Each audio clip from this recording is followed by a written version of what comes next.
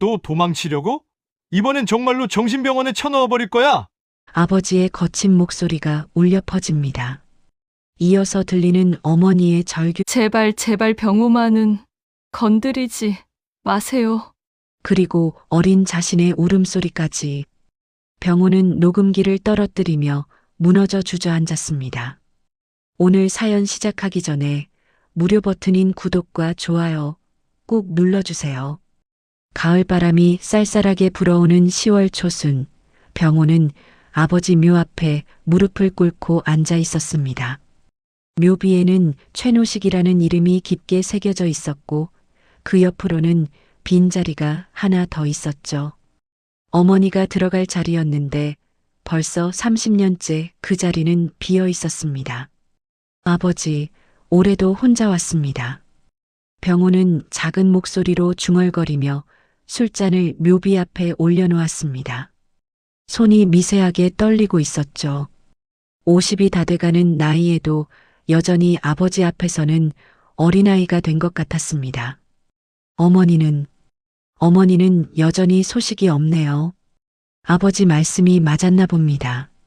정말로 우리를 버리고 떠나신 게 맞나 보네요. 병호의 목소리에는 깊은 체념이 묻어 있었습니다. 오래전부터 마음 한편에 자리 잡고 있던 의문들이 다시 고개를 들었죠. 어머니는 정말로 가출한 것일까요? 아무런 이유도 없이 19살 아들을 두고 떠날 수 있는 걸까요? 하지만 그런 생각이 들 때마다 병호는 아버지의 말을 떠올리며 자신을 달랬습니다. 병호야, 내 어머니는 가출한 여자일 뿐이다. 우리를 버리고 떠난 여자를 기다릴 필요 없어. 남자는 그런 것에 매달리면 안 된다. 아버지 노식은 언제나 그렇게 말했습니다. 특히 병호가 어머니 이야기를 꺼낼 때마다 더욱 단호하게 말했죠. 그 말을 수없이 들으며 자란 병호는 어느새 그것을 진실로 받아들이게 되었습니다. 어머니 윤옥은 책임감 없는 여자였고 가정을 버리고 어디론가 떠난 이기적인 사람이라고 말입니다. 묘소를 둘러싼 국화꽃들이 가을바람에 흔들리고 있었습니다. 병호는 한참 동안 묘비를 바라보며 앉아 있었죠. 다른 묘소들을 보니 부부 합장묘가 대부분이었는데 유독 아버지 묘만 혼자 덩그러니 있는 것 같아 쓸쓸해 보였습니다. 아버지도 외로우시겠어요. 어머니가 돌아오시면. 아니, 이제 그런 생각은 하지 말아야겠네요. 아버지 말씀대로 어머니는 그냥 가출한 여자일 뿐이니까요. 병호는 고개를 저으며 자리에서 일어났습니다. 벌초도 끝났고 차례상도 차렸으니 이제 집으로 돌아가야 했죠. 하지만 발걸음이 무거웠습니다. 매년 이맘때면 어머니에 대한 그리움과 원망이 뒤섞인 복잡한 감정이 밀려왔거든요. 집으로 돌아가는 길에 병호는 어린 시절을 떠올렸습니다. 어머니 윤옥은 늘 조용한 사람이었습니다. 말수가 적었고 웃는 일도 드물었죠. 아버지가 일해서 돌아오면 항상 조심스럽게 행동했고 병호에게는 따뜻했지만 어딘지 슬픈 눈빛을 하고 있었습니다. 그때는 그런 어머니의 모습이 당연하다고 생각했는데 지금 생각해보니 뭔가 이상했던 것 같기도 했습니다. 하지만 그런 기억들도 아버지의 한마디면 금세 사라져버렸죠. 그런 여자 생각하지 마라. 우리를 버린 여자를 왜 그리워하냐? 아버지는 늘 그렇게 말했고 병호도 점점 어머니에 대한 기억을 지워나갔습니다. 성묘를 마치고 집으로 돌아온 병호를 맞이한 건 아내 미숙의 시큰둥한 표정이었습니다.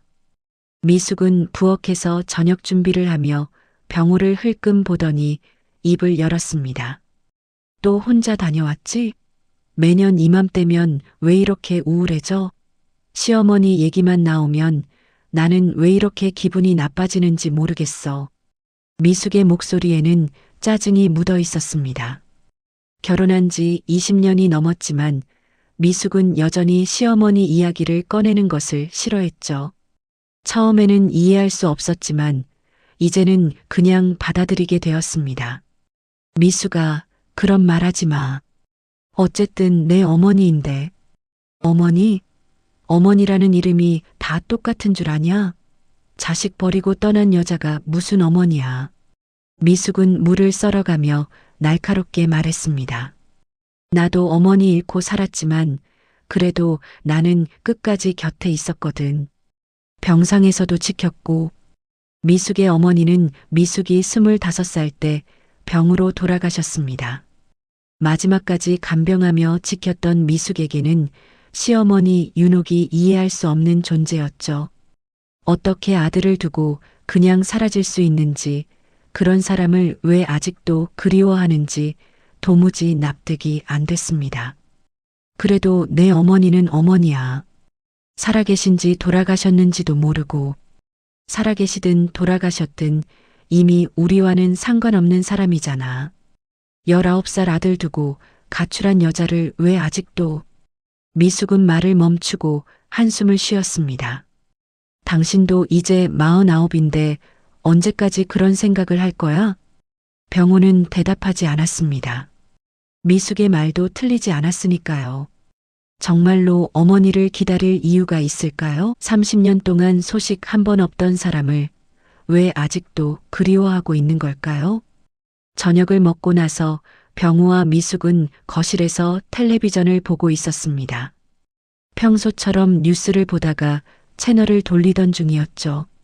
미숙은 드라마를 보려고 했고 병우는 다큐멘터리를 선호했습니다. 리모컨을 두고 실랑이를 벌이다가 결국 뉴스 채널에서 타협했죠. 그때 화면에 실종자 보호센터에서 제작한 공익 광고가 나왔습니다. 실종된 가족을 찾습니다라는 자막과 함께 여러 노인분들의 사진이 차례로 지나갔습니다. 대부분 치매나 인지장애로 인해 실종된 분들이었죠. 화면이 바뀌면서 한 여인의 얼굴이 크게 클로즈업 되었습니다. 주름이 깊게 패이고 머리가 하얗게 센 노인이었는데 그 순간 병우는 숨이 멈추는 것 같았습니다. 손에 들고 있던 리모컨이 바닥으로 떨어졌죠. 화면 속 여인의 눈매가 너무나 익숙했기 때문입니다. 아무리 늙고 야위었어도 그 눈만큼은 분명히 기억하고 있었습니다. 병우가 어린 시절 바라봤던 그 슬픈 눈빛 말입니다. 어머니. 병우는 무의식 중에 중얼거렸습니다. 목소리가 떨리고 있었죠. 뭐라고? 미숙이 고개를 돌려 병우를 봤지만 병우는 텔레비전 화면만 뚫어져라 쳐다보고 있었습니다.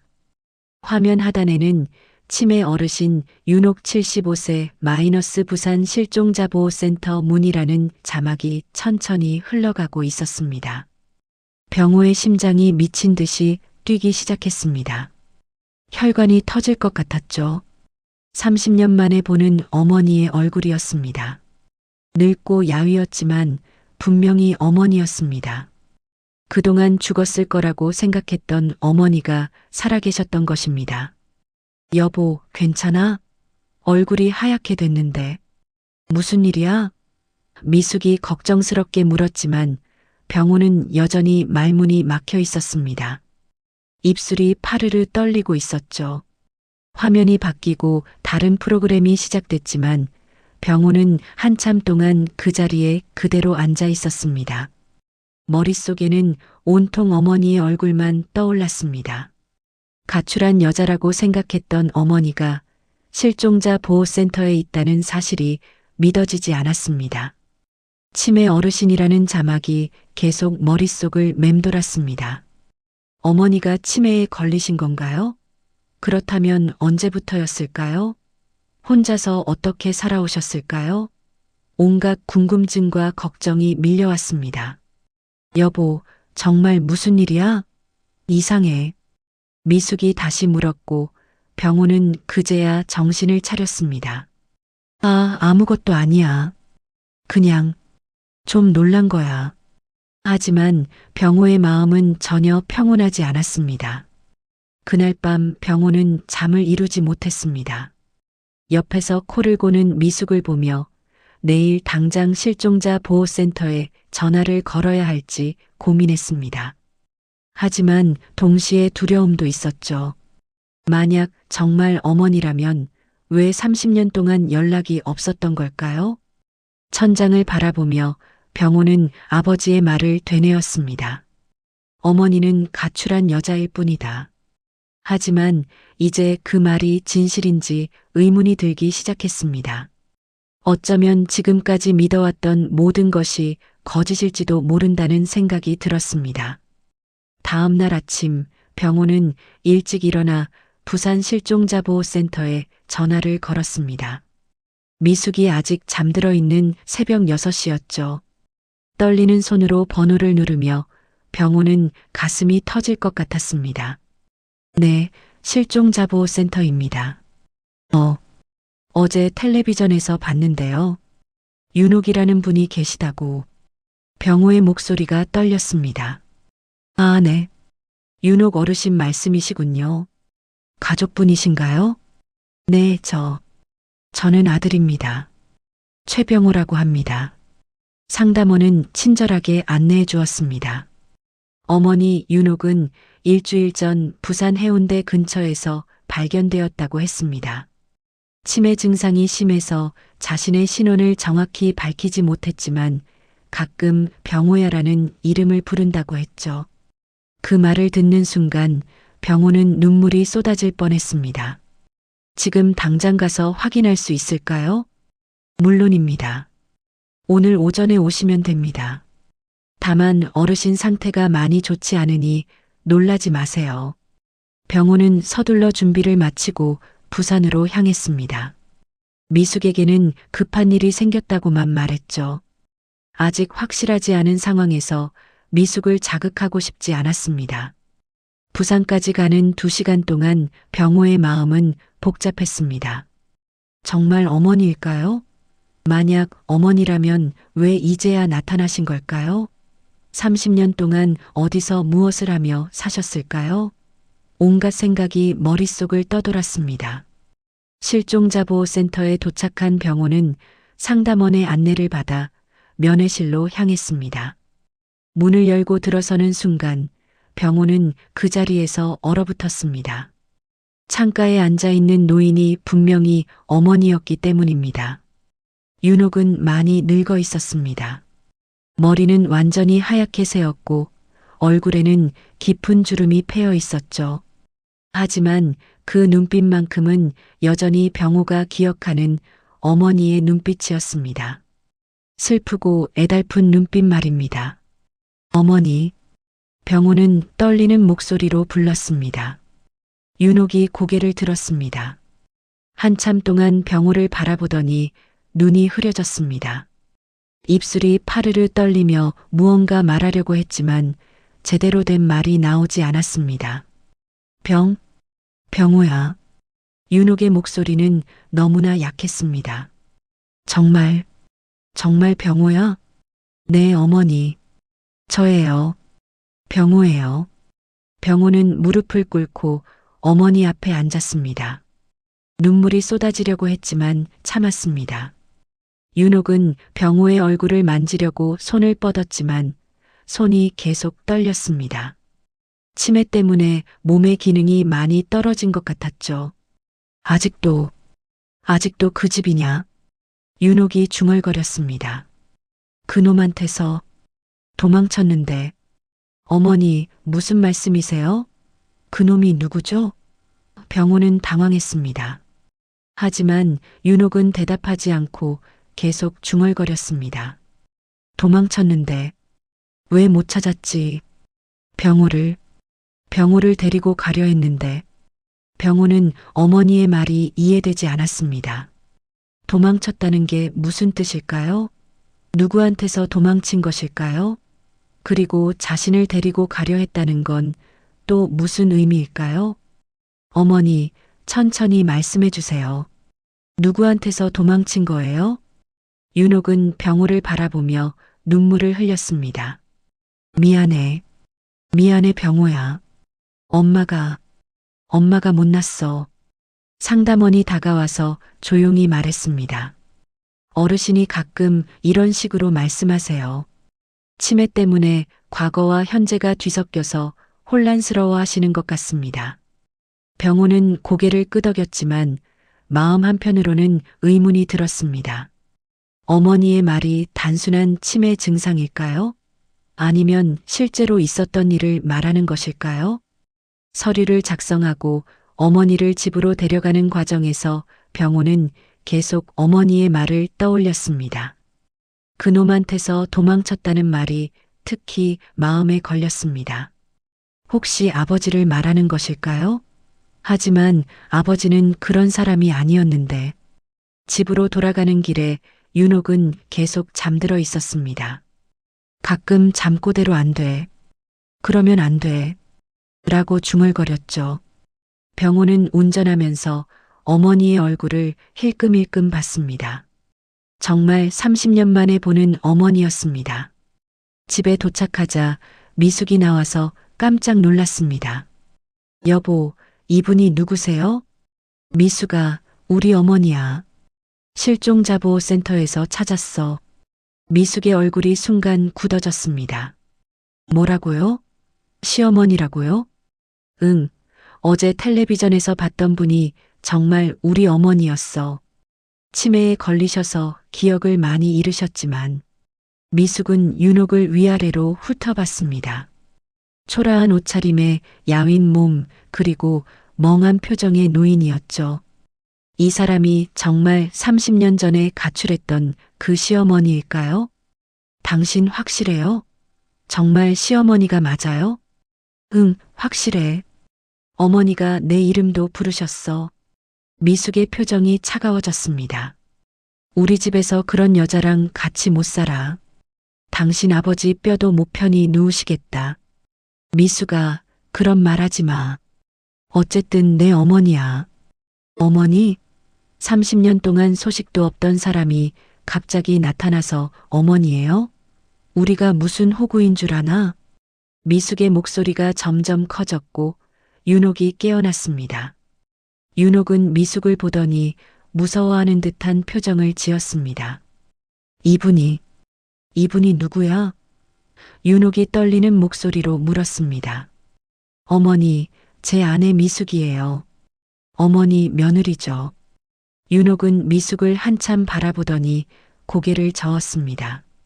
모르겠어. 기억이 안 나. 미숙은 팔짱을 끼고 말했습니다. 기억 안 나는 게 당연하죠. 19살 아들 버리고 가출하신 분이 무슨 며느리를 기억하겠어요? 미숙아. 병호가 제지했지만 미숙은 이미 화가 난 상태였습니다. 아니 정말 이해가 안 돼요. 30년 동안 우리가 얼마나 힘들게 살았는데 이제 와서 치매 걸렸다고 돌아와서 우리 보고 모시라고요? 세상에 이런 일이 어디 있어요? 윤옥은 미숙의 날카로운 말투에 움츠러들었습니다. 병호의 옷자락을 붙잡으며 작은 목소리로 말했습니다. 병호야, 여기 무서워. 다른 데로 가자. 어머니, 괜찮아요. 여기가 우리 집이에요. 하지만 윤옥은 계속 불안해했습니다.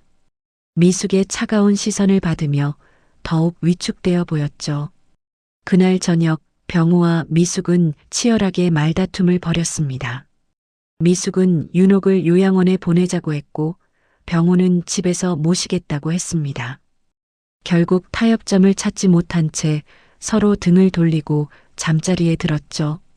한밤중에 병호는 이상한 소리에 잠에서 깼습니다. 윤옥이 있는 방에서 신음소리가 들려왔습니다. 가보니 윤옥이 악몽에 시달리고 있었습니다. 안 돼. 안 데려가. 병호는 안 돼. 윤옥이 잠꼬대를 하며 몸부림쳤습니다. 병호는 어머니를 깨우며 말했습니다. 어머니, 괜찮아요. 악몽이에요. 윤옥이 눈을 뜨고 병호를 보더니 눈물을 흘렸습니다. 병호야, 정말 괜찮아? 그 사람이 안 데려갔어? 어머니, 그 사람이 누구세요? 누가 저를 데려간다는 거예요? 하지만 윤옥은 대답하지 않고 계속 울기만 했습니다. 병호는 어머니를 달래며 생각했습니다. 어머니의 말 속에 숨겨진 진실이 있는 것 같았습니다. 과연 어머니는 정말로 가출한 것일까요? 아니면 다른 이유가 있었던 것일까요? 어머니가 집에 온 지 일주일이 지났습니다.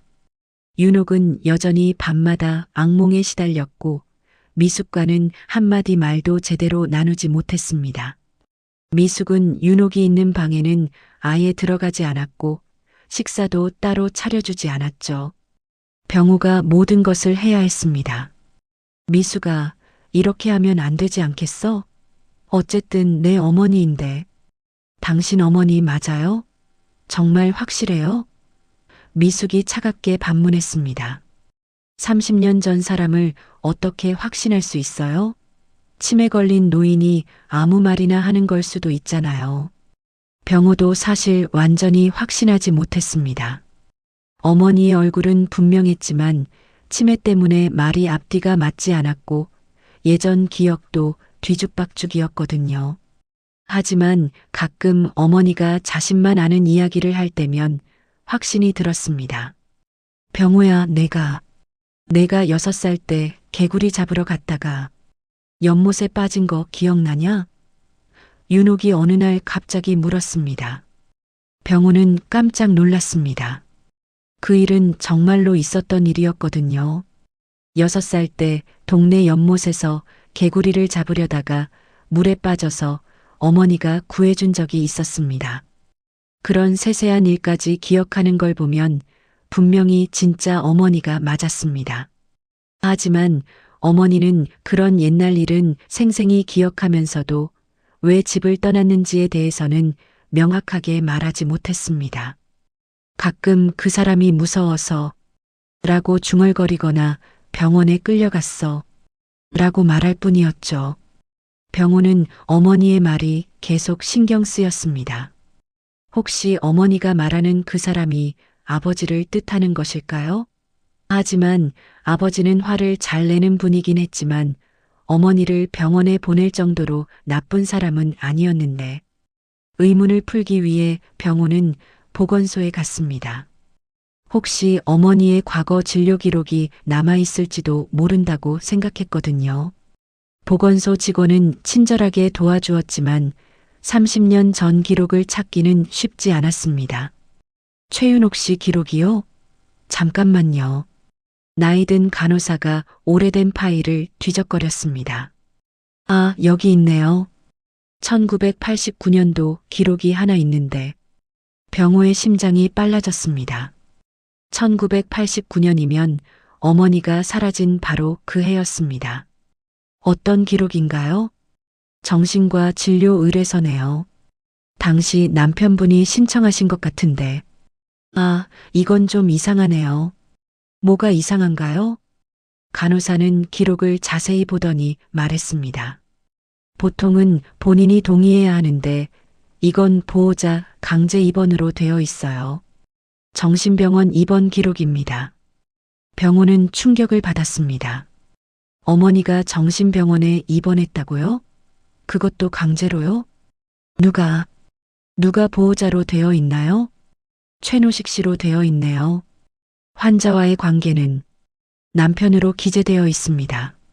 병우의 머릿속이 하얗게 변했습니다. 아버지가 어머니를 정신병원에 강제로 입원시켰다는 뜻이었습니다. 그렇다면 어머니는 가출한 게 아니라 병원에 끌려간 것이었을까요? 혹시 어떤 병원인지 알 수 있을까요? 여기 보면 부산 소재 청솔 정신병원으로 되어 있네요. 지금은 없어진 병원입니다. 병우는 서류를 복사해서 집으로 돌아왔습니다. 머릿속이 복잡했습니다. 지금까지 알고 있던 모든 것이 거짓일 수도 있다는 생각이 들었거든요. 어머니는 정말로 가출한 것이 아니라 아버지에 의해 정신병원에 강제로 보내진 것일까요? 집에 돌아와 윤옥에게 조심스럽게 물어봤습니다. 어머니, 혹시 병원에 계셨던 적이 있나요? 정신병원 말입니다. 윤옥의 얼굴이 갑자기 무서워졌습니다.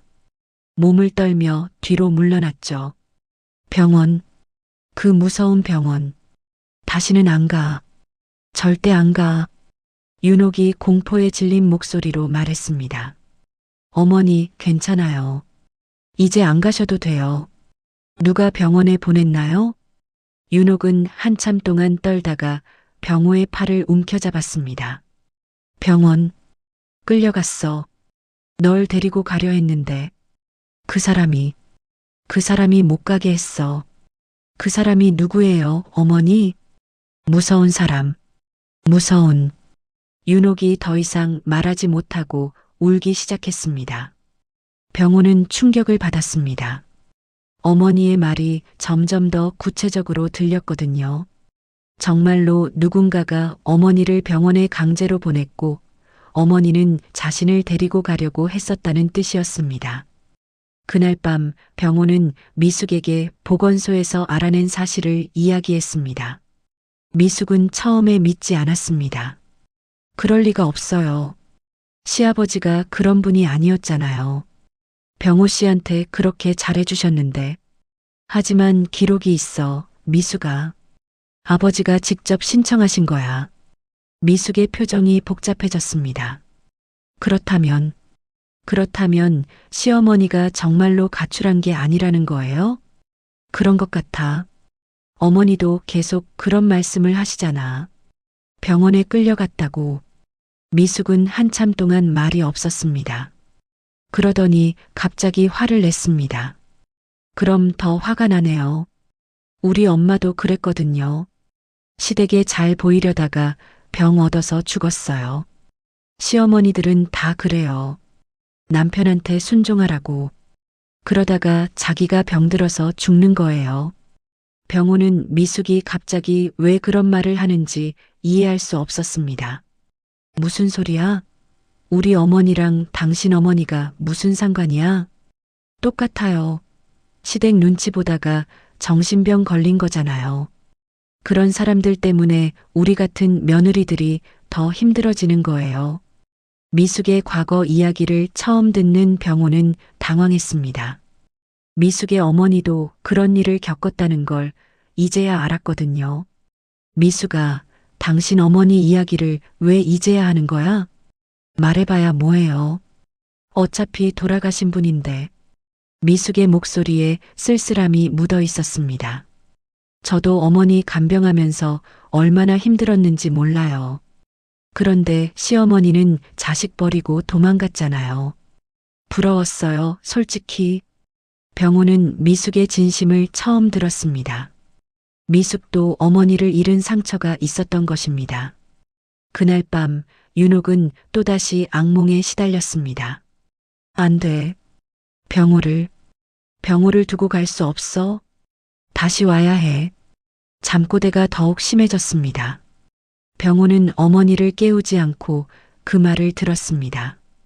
어머니는 정말로 자신을 버리고 떠난 게 아니었습니다.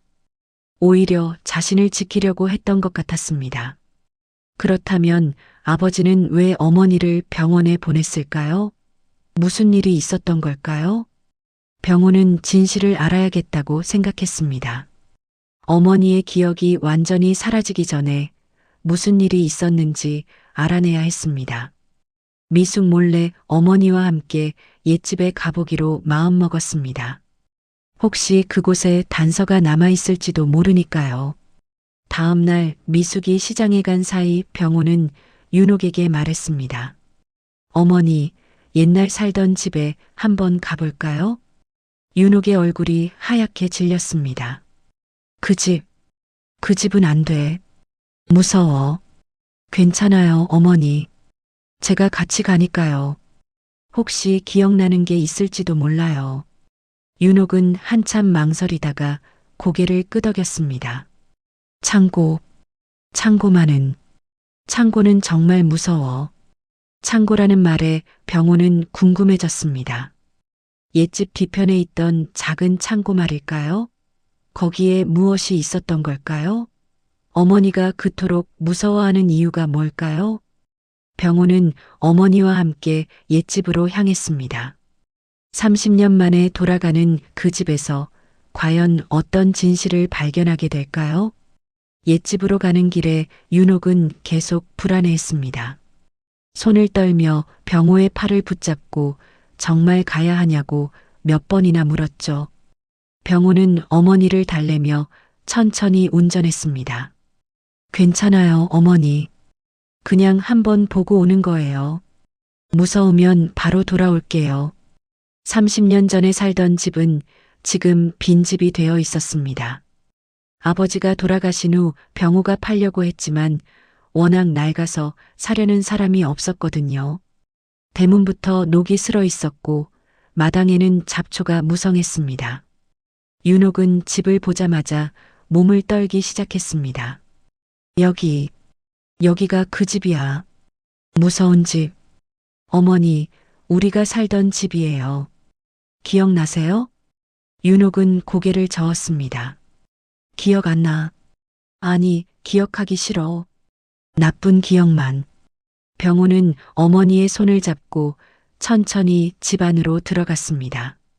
집 안은 먼지투성이었고 가구들도 대부분 썩어 있었습니다. 거실로 들어서자 윤옥이 갑자기 멈춰 섰습니다. 여기서 맞았어. 많이 맞았어. 윤옥이 떨리는 목소리로 말했습니다. 누구한테 맞으셨어요? 그 사람. 무서운 그 사람. 윤옥은 더 이상 말하지 못하고 울기 시작했습니다. 병호는 충격을 받았습니다.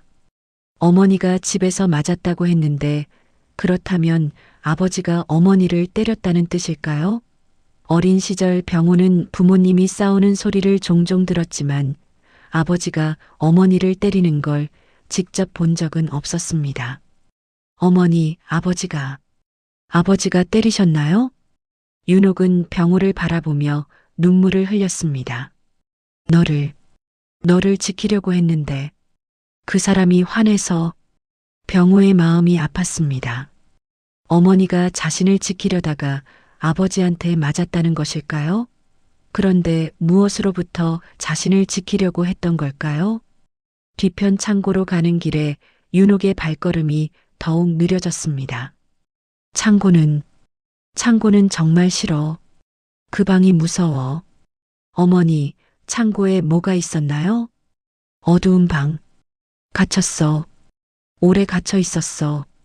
윤옥이 공포에 질린 목소리로 말했습니다. 창고 문은 녹슨 자물쇠로 잠겨 있었습니다. 병호는 돌로 자물쇠를 부수고 문을 열었습니다.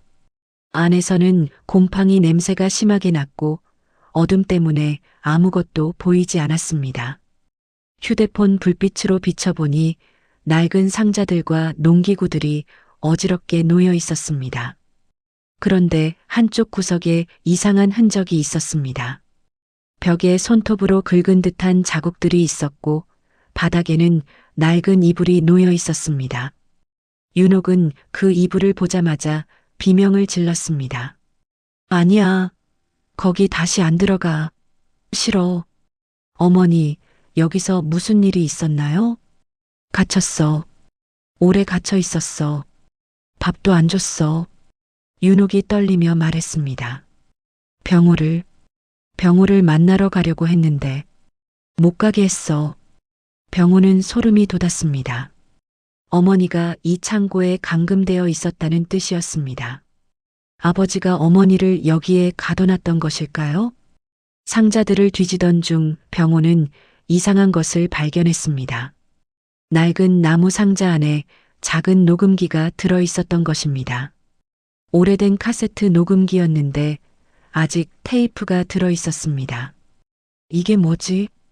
병호가 녹음기를 들여다보자 윤옥이 깜짝 놀랐습니다. 그것 틀면 안 돼. 무서운 소리 나와. 병호는 궁금했습니다. 무슨 소리가 들어있길래 어머니가 그렇게 무서워할까요? 혹시 중요한 단서가 있을지도 모른다고 생각해서 재생 버튼을 눌렀습니다. 처음에는 잡음만 들렸습니다. 그러다가 갑자기 남자의 거친 목소리가 들려왔습니다. 또 도망치려고? 이번엔 정말로 정신병원에 쳐넣어 버릴 거야. 내가 아무리 발버둥 쳐도 소용없어. 이어서 여자의 울음소리가 들렸습니다. 제발 병호만은. 병호는 건드리지 마세요. 그 애도 같이 버려버릴 거야. 너 같은 미친 여자가 뭘 할 수 있겠어. 그리고 어린아이의 울음소리가 들렸습니다. 엄마, 엄마 하고 부르는 소리였습니다. 병호는 녹음기를 떨어뜨렸습니다. 그 어린아이의 목소리가 자신의 목소리였다는 것을 알았기 때문입니다. 그리고 남자의 목소리는 아버지의 목소리였습니다. 이게 무슨 소리야? 병호가 떨리는 목소리로 말했습니다. 윤옥은 울면서 말했습니다. 그때 녹음한 거야. 증거로 남기려고. 하지만 소용없었어. 병호의 머릿속이 하얗게 변했습니다. 지금까지 자신이 알고 있던 모든 것이 거짓이었습니다. 아버지는 어머니를 감금했고 자신까지 버리려고 했었던 것입니다. 그리고 어머니는 자신을 지키려고 했었습니다. 아버지가 정말로 그런 일을 하셨나요? 무서운 사람이었어. 정말 무서운. 윤옥이 떨며 말했습니다.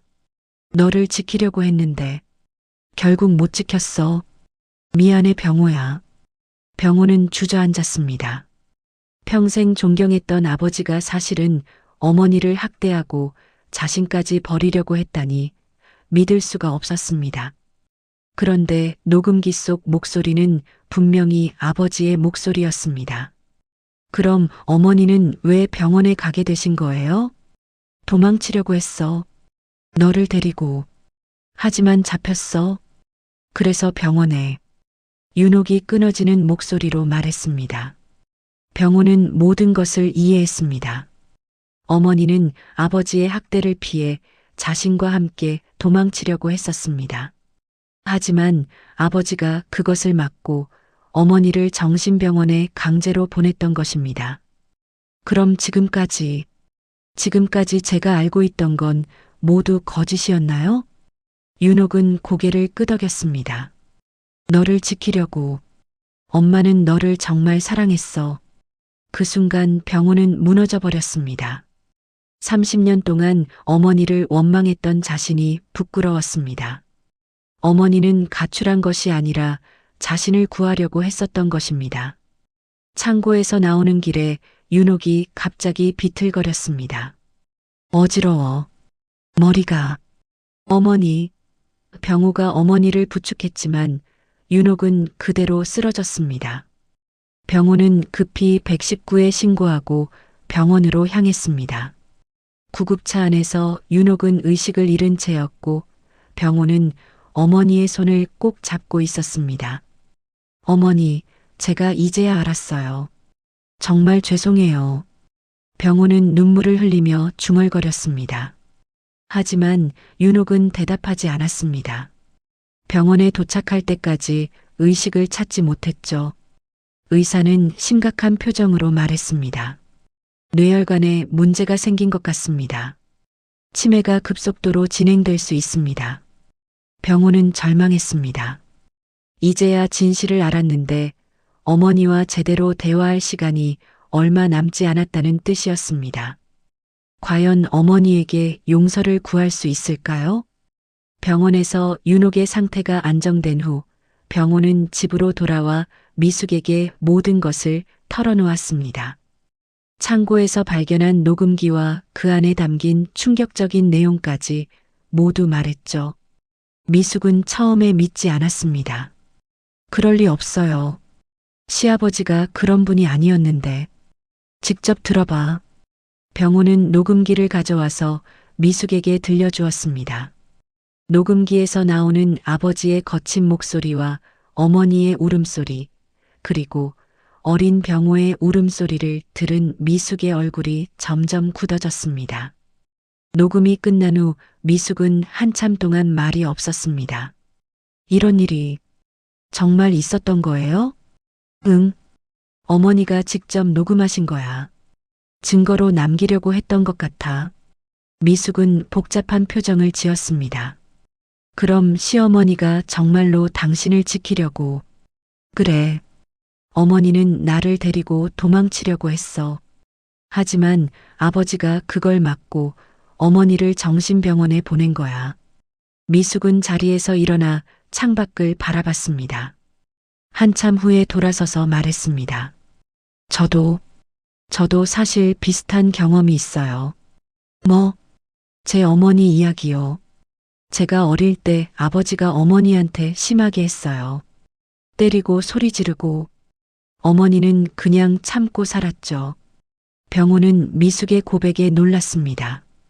미숙도 그런 상처가 있었다니요. 그래서 어머니가 병에 걸리신 거예요. 스트레스 때문에. 저는 그때 어머니가 약하다고 생각했어요. 왜 도망치지 않는지, 왜 그냥 당하고만 있는지. 미숙의 목소리가 떨렸습니다. 미숙아. 그런데 시어머니는 달랐네요. 아들을 지키려고 도망치려고 했었구나. 미숙이 눈물을 흘렸습니다.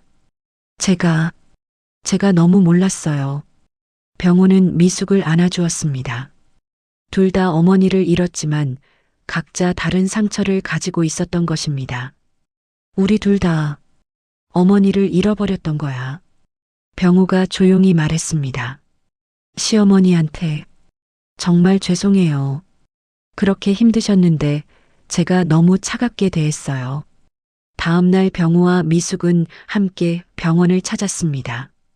윤옥은 침대에 누워 있었지만 의식은 있었습니다. 다만 어제보다 더 혼란스러워 보였죠. 어머니, 저예요. 병호예요. 윤옥이 병호를 보더니 희미하게 미소 지었습니다. 병호야, 내 아들, 내 어머니, 그리고 이분은 제 아내 미숙이에요. 어머니를 뵙고 싶어 하셨어요. 미숙이 윤옥의 침대 옆에 앉았습니다. 어머니, 안녕하세요. 늦게 인사드려서 죄송해요. 윤옥은 미숙을 한참 바라보더니 말했습니다. 예쁘네. 우리 병우가 좋은 사람 만났구나. 미숙의 눈에 눈물이 맺혔습니다. 어머니, 제가 어머니를 몰라봤어요. 정말 죄송합니다. 괜찮아. 다 괜찮아. 윤옥이 미숙의 손을 잡았습니다. 고생 많았지? 우리 병우 돌보느라. 병우는 어머니와 미숙이 손을 잡고 있는 모습을 보며 마음이 따뜻해졌습니다. 하지만 동시에 아쉬웠습니다. 어머니의 기억이 점점 사라져가고 있었거든요. 어머니, 창고에서 녹음기를 찾았어요. 어머니가 숨겨두신 거죠? 윤옥의 눈이 잠깐 또렷해졌습니다. 녹음기. 그래, 증거로 남겨둔 거야. 언젠가 병호가 알아야 한다고 생각했어. 어머니, 왜 그때 저에게 말씀하지 않으셨어요? 너무 어렸어.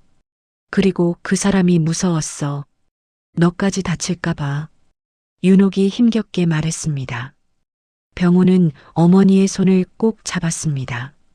어머니, 제가 몰랐어요. 그동안 어머니를 원망했던 제가 정말 미안해요. 괜찮아. 이제 알았으니 됐어. 윤옥이 미소 지으려고 했지만 표정이 다시 흐려졌습니다. 그런데 여기가 어디지? 왜 내가 여기 있지? 치매 증상이 다시 시작된 것입니다. 방금 전까지 또렷하게 대화했던 어머니가 갑자기 혼란스러워했습니다. 어머니, 병원이에요. 치료받고 계세요. 병원? 윤옥이 갑자기 무서워했습니다. 또 병원에 보내려고? 안 돼. 안 가. 무서워. 아니에요, 어머니. 치료받는 병원이에요. 그 무서운 병원이 아니에요. 하지만 윤옥은 계속 불안해했습니다. 과거의 트라우마가 되살아난 것 같았죠. 의사가 와서 설명했습니다. 어르신 상태가 빠르게 악화되고 있습니다. 스트레스가 치매를 더 진행시킨 것 같아요. 앞으로 기억이 더 사라질 수 있습니다. 병호는 절망했습니다. 이제야 어머니와 제대로 대화할 수 있게 되었는데 시간이 얼마 남지 않았다는 뜻이었습니다. 그날 밤 병호는 옛집 창고를 다시 찾았습니다. 혼자서 왔습니다. 녹음기 외에 다른 것들도 있을 수 있다고 생각했거든요. 상자들을 더 자세히 뒤져보니 낡은 편지들이 나왔습니다. 어머니가 병호에게 쓴 편지들이었습니다. 하지만 보내지 못한 편지들이었죠. 첫 번째 편지를 펼쳐보니 이렇게 쓰여 있었습니다. 사랑하는 내 아들 병호야, 엄마가 왜 갑자기 사라졌는지 궁금하겠구나. 엄마는 너를 버린 게 아니야. 너를 지키려고 했던 거야. 하지만 엄마는 너무 약했어. 그 무서운 사람한테서 너를 지켜내지 못했어. 엄마는 너를 데리고 도망치려고 했어. 하지만 들켰어. 그래서 무서운 병원에 갇히게 됐어. 엄마가 정신병자라고 했어. 하지만 엄마는 정신병자가 아니야. 그냥 너를 사랑하는 평범한 엄마야. 언젠가 이 편지를 읽게 되면 엄마를 용서해 줄 수 있을까? 엄마는 너만은 내 손으로 키우고 싶었어. 하지만 그러지 못했어. 못난 엄마를 용서해 줘. 병호는 편지를 읽으며 눈물을 흘렸습니다.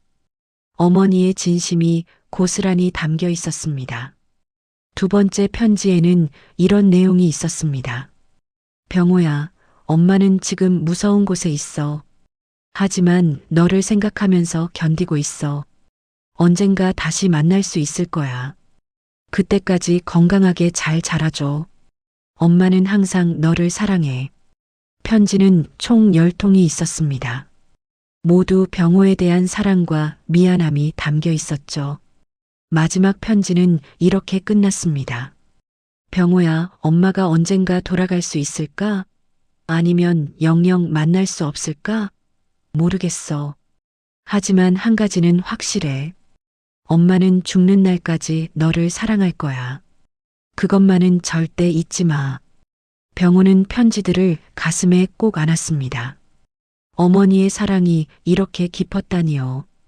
지금까지 어머니를 오해했던 자신이 부끄러웠습니다.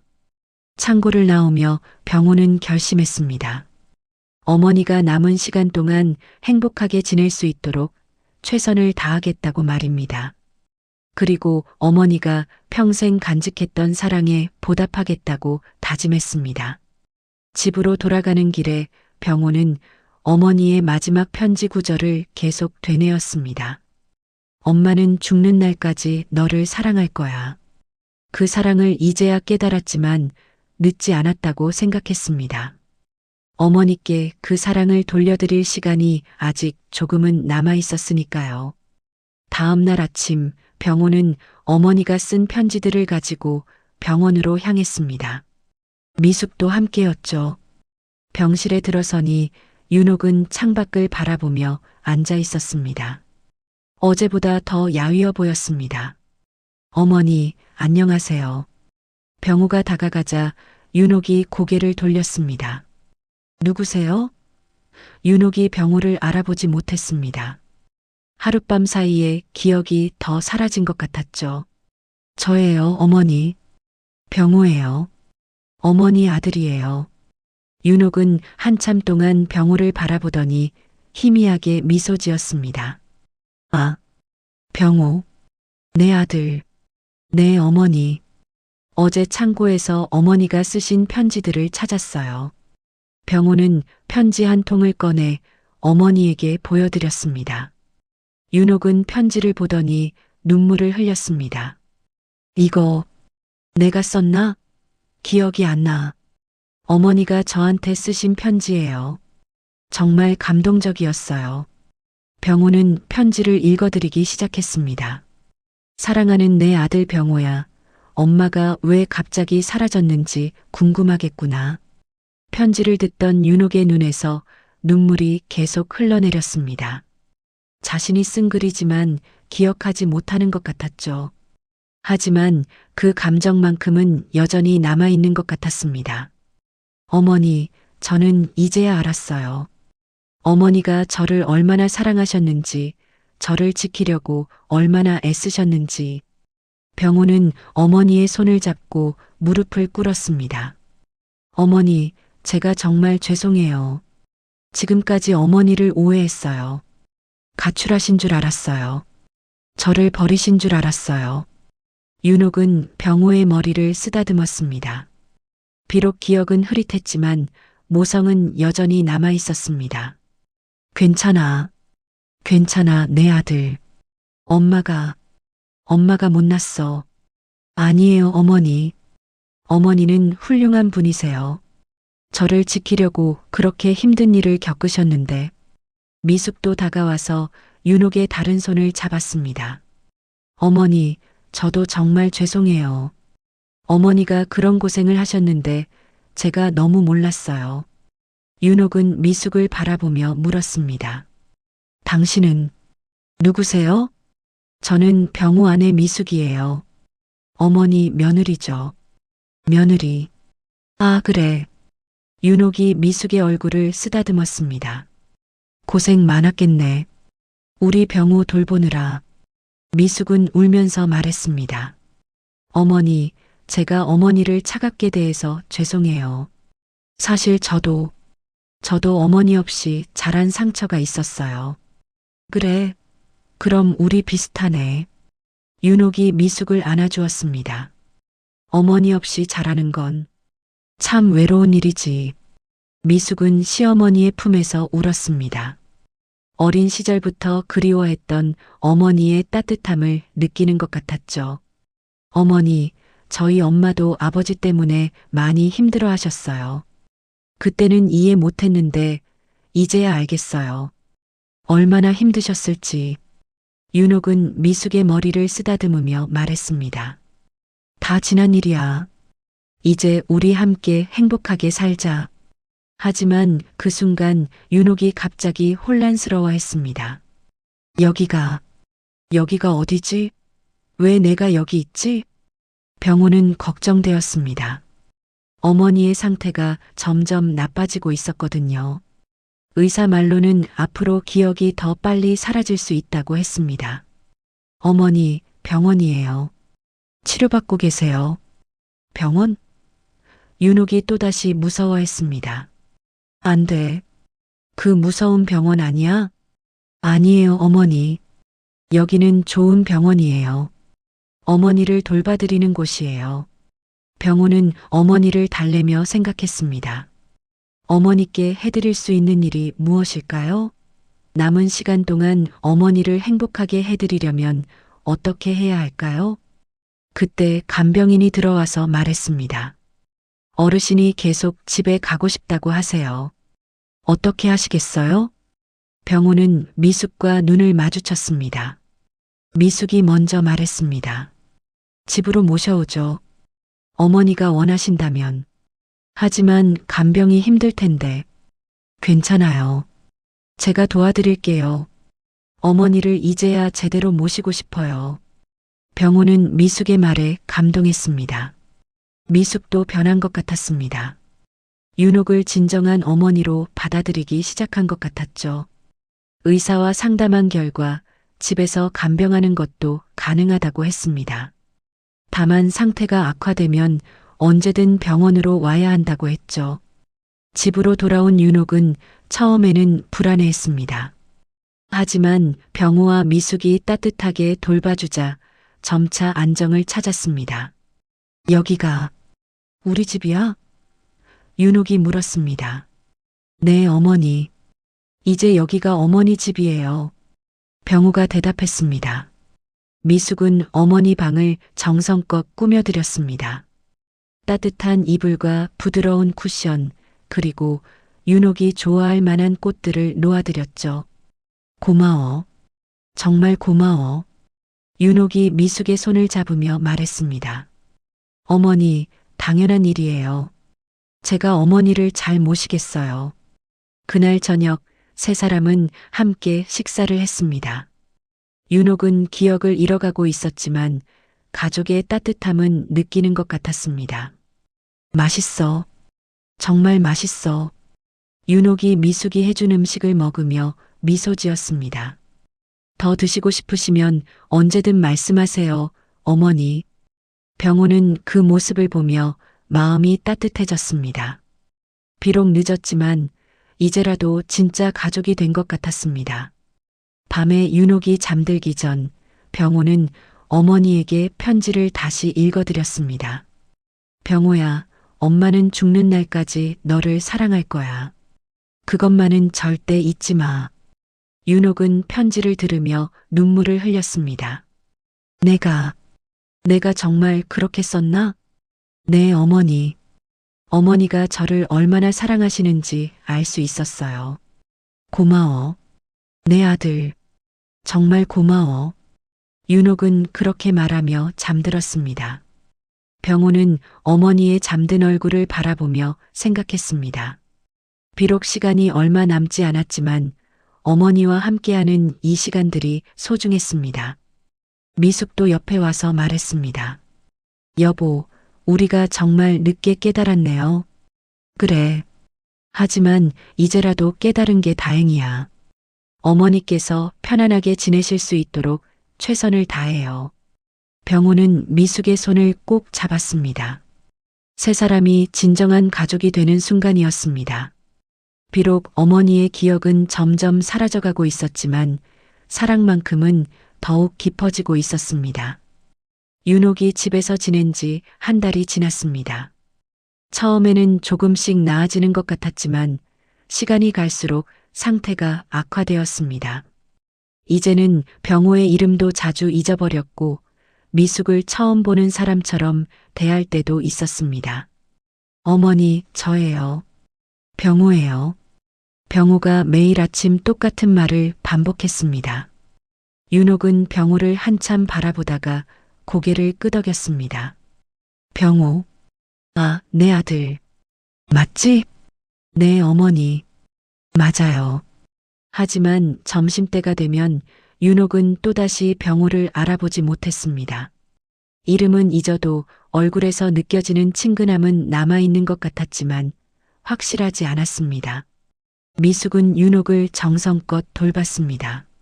식사를 챙겨드리고 약을 먹여드리고 밤에 악몽에 시달릴 때면 옆에서 손을 잡아드렸습니다. 처음에는 어색했지만 이제는 진짜 어머니를 모시는 마음이 되었습니다. 어머니, 오늘 날씨가 좋아요. 밖에 나가서 산책하실까요? 윤옥은 미숙을 보며 물었습니다. 당신은 누구세요? 왜 저한테 이렇게 잘해주세요? 미숙은 마음이 아팠지만 참았습니다. 저는 미숙이에요. 어머니를 사랑하는 사람이에요. 미숙. 예쁜 이름이네요. 윤옥이 미소 지었습니다. 어느 날 저녁 윤옥의 상태가 급격히 나빠졌습니다. 갑자기 숨쉬기 힘들어하며 의식을 잃었던 것입니다. 병호와 미숙은 급히 병원으로 모셨습니다. 의사는 심각한 표정으로 말했습니다. 뇌혈관이 더 막혔습니다. 이번에는 상당히 위험합니다. 가족분들이 곁에 계시는 게 좋겠습니다. 병호는 절망했습니다. 이제 막 어머니와 진정한 관계를 회복했는데 벌써 이별을 해야 한다니요. 중환자실에서 나온 윤옥은 산소 마스크를 쓰고 있었습니다. 의식은 있었지만 매우 약해 보였습니다. 병호와 미숙은 침대 양쪽에 앉아 윤옥의 손을 잡았습니다. 어머니, 병호가 조심스럽게 불렀습니다. 윤옥이 천천히 고개를 돌렸습니다. 병호를 보더니 눈에 눈물이 맺혔습니다. 이름은 기억하지 못하지만 이 사람이 소중한 누군가라는 건 알고 있는 것 같았습니다. 당신이 누구죠? 윤옥이 힘겹게 물었습니다. 저는 병호예요, 어머니. 어머니 아들이에요. 윤옥은 한참 동안 병호를 바라봤습니다. 그러더니 희미하게 미소 지었습니다. 아들, 내 아들. 비록 이름은 기억하지 못해도 모성만큼은 남아 있었습니다. 윤옥은 떨리는 손으로 병호의 얼굴을 만지려고 했습니다. 어머니, 제가 여기 있어요. 곁에 있을게요. 병호는 어머니가 쓰신 편지를 가져왔습니다. 마지막으로 한 번 더 읽어드리고 싶었거든요. 어머니, 예전에 어머니가 쓰신 편지가 있어요. 들어보실래요? 윤옥이 고개를 끄덕였습니다. 병호는 편지를 펼치고 천천히 읽기 시작했습니다. 사랑하는 내 아들 병호야. 엄마가 왜 갑자기 사라졌는지 궁금하겠구나. 엄마는 너를 버린 게 아니야. 너를 지키려고 했던 거야. 편지를 듣던 윤옥의 눈에서 눈물이 흘러내렸습니다. 내용은 기억하지 못해도 그 안에 담긴 사랑만큼은 마음 깊이 느끼는 것 같았습니다. 엄마는 너만은 내 손으로 키우고 싶었어. 하지만 그러지 못했어. 못난 엄마를 용서해줘. 어머니, 저는 어머니를 용서해요. 아니, 용서할 게 없어요. 어머니는 저를 지키려고 그렇게 힘든 일을 겪으셨잖아요. 윤옥은 병호의 말을 들으며 더 많은 눈물을 흘렸습니다. 기억은 사라져도 감정은 남아 있었습니다. 미숙도 윤옥의 다른 손을 잡으며 말했습니다. 어머니, 저도 이제야 어머니 마음을 알겠어요. 정말 죄송했어요. 윤옥은 미숙을 바라보며 물었습니다. 당신도 내 아들을 사랑하는 사람이군요? 네, 어머니. 저는 병호를 사랑하고 어머니도 사랑해요. 고마워요. 정말 고마워요. 윤옥이 미숙의 손을 꼭 잡았습니다. 밤이 깊어갈수록 윤옥의 상태는 더욱 악화되었습니다. 의사는 가족들에게 마음의 준비를 하라고 했습니다. 어머니, 아직 하고 싶은 말이 많은데. 병호가 눈물을 참으며 말했습니다. 윤옥은 병호를 보며 힘겹게 말했습니다. 괜찮아. 이제 됐어. 어머니 사랑해요. 정말 사랑해요. 나도 사랑해. 내 아들. 윤옥의 목소리가 점점 작아졌습니다. 미숙도 윤옥의 이마에 손을 얹으며 말했습니다. 어머니, 죄송해요. 늦게 어머니를 알아봐서 정말 죄송해요. 괜찮아. 다 괜찮아. 이제 편안해. 윤옥이 미소 지으려고 했습니다.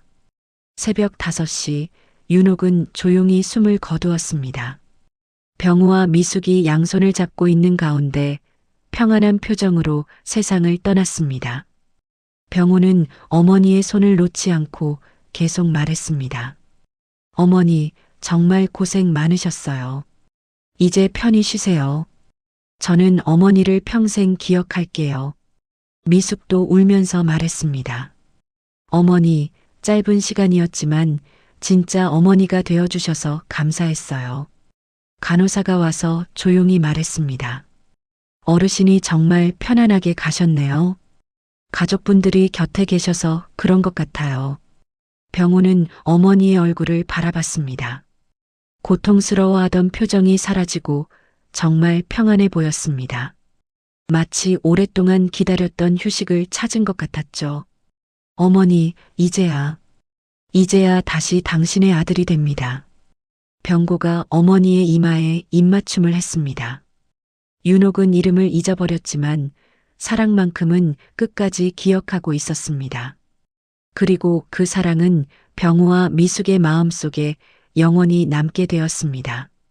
병실을 나오며 병호는 생각했습니다. 비록 늦었지만 어머니와 진정한 화해를 할 수 있었다는 것이 위안이 되었습니다. 어머니의 사랑을 이제야 제대로 알게 되었지만 그것만으로도 충분했습니다. 미숙은 병호의 손을 잡으며 말했습니다. 여보, 우리 어머니를 잘 모셨던 것 같아요. 응, 어머니도 행복하셨을 거야. 마지막에 우리 가족이 함께 했으니까. 두 사람은 손을 잡고 병원을 나왔습니다. 새벽 하늘이 밝아오고 있었습니다. 새로운 시작을 알리는 것 같았죠. 윤옥의 장례식은 조용히 치러졌습니다. 병호와 미숙, 그리고 몇몇 이웃들만 참석했죠. 많은 사람이 오지는 않았지만 참석한 사람들 모두 진심으로 윤옥을 배웅했습니다. 어머니, 이제 아버지 곁에서 편히 쉬세요. 병호가 영정 앞에서 마지막 인사를 드렸습니다.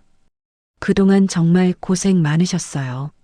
미숙도 옆에서 눈물을 흘렸습니다. 어머니, 짧은 시간이었지만 정말 소중했어요. 저에게 진짜 어머니가 되어주셔서 감사했어요. 장례를 치르고 난 후 병호는 중요한 결정을 내렸습니다. 옛집을 팔아서 그 돈으로 의미 있는 일을 하고 싶었거든요. 미수가 옛집을 팔아서 기금을 만들면 어떨까? 기금이요? 응. 어머니처럼 가정폭력으로 고생하는 여성들과 혼자 계신 어르신들을 도와주는 기금 말이야. 미숙은 병호의 제안에 깊이 공감했습니다. 좋은 생각이에요. 어머니도 그걸 원하실 것 같아요. 병호는 옛집을 팔아서 윤호교양기금이라는 이름의 기금을 만들었습니다. 가정폭력 피해자들의 치료비와 독거노인들의 생활비를 지원하는 기금이었죠. 비록 큰 돈은 아니었지만 도움이 필요한 분들에게는 소중한 지원이 될 수 있었습니다. 기금 설립식에서 병호는 말했습니다. 이 기금은 제 어머니 윤옥의 이름으로 만들어졌습니다. 어머니는 평생 고통 속에서 살아오셨지만 끝까지 사랑을 잃지 않으셨습니다. 그 사랑이 더 많은 분들에게 전해지기를 바랍니다. 미숙도 변화했습니다. 시장에서 하던 반찬 가게를 정리하고 기억의 반찬이라는 새로운 가게를 열었습니다. 혼자 사시는 어르신들에게 따뜻한 식사를 제공하는 가게였죠. 어머님, 오늘도 오셨군요. 오늘은 뭘 드시고 싶으세요? 미숙이 단골 할머니에게 친절하게 물었습니다. 미숙이가 해주는 건 뭐든 맛있어. 고마워, 정말 고마워. 미숙은 어르신들에게 음식을 해드리면서 윤옥을 생각했습니다. 시어머니가 그토록 원했던 따뜻한 가정의 모습을 이제야 만들어가고 있는 것 같았습니다. 어느 날 미숙의 가게에 특별한 손님이 찾아왔습니다. 중년 여성이었는데 얼굴에 멍이 들어 있었습니다. 혹시 여기서 일자리를 구할 수 있을까요? 여성이 조심스럽게 물었습니다. 미숙은 한눈에 알아봤습니다. 자신의 어머니와 시어머니가 겪었던 것과 같은 상황에 있는 사람이라는 것을요. 물론이죠. 언제부터 시작하실 수 있으세요? 정말요? 하지만 저는 경험이 없어서. 괜찮아요. 제가 가르쳐 드릴게요. 그런데 혹시 지낼 곳은 있으세요? 여성은 고개를 저었습니다. 미숙은 윤호교양기금에 연락해서 임시 거처를 마련해 주었습니다. 그렇게 1명, 2명 도움이 필요한 사람들이 미숙의 가게로 모여들었습니다. 병호도 바뀌었습니다. 회사에서 돌아오면 어머니 사진 앞에 앉아 하루 있었던 일들을 이야기했습니다. 어머니, 오늘 기금으로 할머니 한 분의 수술비를 지원했어요. 어머니가 기뻐하실 것 같아요. 어느 날 저녁 병호는 어머니의 편지를 다시 읽어봤습니다. 이제는 슬픔보다 감사함이 더 컸습니다. 어머니의 사랑을 뒤늦게나마 알게 되었으니까요. 미수가 우리 어머니 정말 대단한 분이셨던 것 같아. 맞아요. 그 어려운 상황에서도 당신을 지키려고 했잖아요. 이제야 어머니가 왜 그런 선택을 하셨는지 알겠어. 나를 사랑했기 때문이야. 미숙이 병호의 어깨에 머리를 기댔습니다. 우리도 어머니처럼 사랑으로 살아가요. 1년이 지났습니다. 윤호교양기금은 점점 커져서 더 많은 사람들을 도울 수 있게 되었습니다. 미숙의 기억의 반찬 가게도 동네에서 유명해져서 많은 어르신들이 찾아오셨습니다. 어느 봄날 병호와 미숙은 윤옥의 묘소를 찾았습니다. 묘비에는 최윤옥 마이너스 사랑하는 어머니라고 새겨져 있었습니다. 옆에는 노식의 묘가 있었지만 이제 병호는 아버지에 대한 원망은 없었습니다. 그저 2분 모두 편히 쉬시기를 바랄 뿐이었죠. 어머니, 저희 잘 살고 있어요. 어머니가 보고 싶어 하셨던 모습으로 살려고 노력하고 있어요. 병호는 어머니 사진을 꺼내서 묘비 앞에 놓았습니다. 웃고 있는 어머니의 모습이었습니다. 어머니, 제가 이제야 깨달았어요. 어머니는 제게 가장 소중한 것을 가르쳐 주셨어요. 사랑이 무엇인지, 희생이 무엇인지, 미숙도 꽃을 올리며 말했습니다. 어머니, 저도 이제 진짜 어머니의 며느리가 된 것 같아요. 어머니의 사랑을 배워서 다른 사람들에게도 전해드리고 있어요. 바람이 살랑 불어왔습니다. 마치 어머니가 대답해 주시는 것 같았죠. 집으로 돌아가는 길에 병호는 생각했습니다. 어머니 윤옥은 비록 세상을 떠났지만 그분의 사랑은 계속 이어지고 있었습니다. 윤옥요양기금을 통해, 미숙의 가게를 통해, 그리고 자신들의 삶을 통해 어머니의 사랑이 더 많은 사람들에게 전해지고 있었습니다. 여보, 우리가 정말 많이 변했네요. 미숙이 말했습니다. 응, 어머니 덕분이야. 어머니가 우리에게 진짜 중요한 게 뭔지 가르쳐 주셨어. 이제 우리도 누군가에게 따뜻한 사람이 되어야겠어요. 그날 밤 병호는 어머니 사진 앞에서 마지막으로 말했습니다. 어머니, 저는 이제 어머니의 아들이 맞나요? 어머니가 원하시던 그런 사람이 되고 있는 건가요? 사진 속 윤옥은 여전히 미소 지고 있었습니다. 마치 그래, 너는 내 자랑스러운 아들이야 라고 말하는 것 같았습니다.